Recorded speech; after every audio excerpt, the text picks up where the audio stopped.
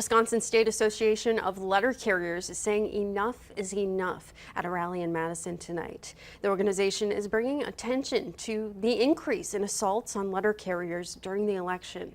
Members of the National Association of Letter Carriers rallied on the Capitol steps to spread awareness about attacks on letter carriers.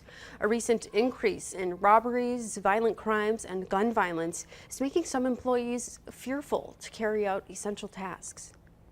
There's a certain segment of society that is preventing us from doing that, and whether it be through assaults, gun violence, even murder in some situations, and it's gotten to the point where we need to get legislation passed. He says this legislation would establish more funding to prosecute attackers.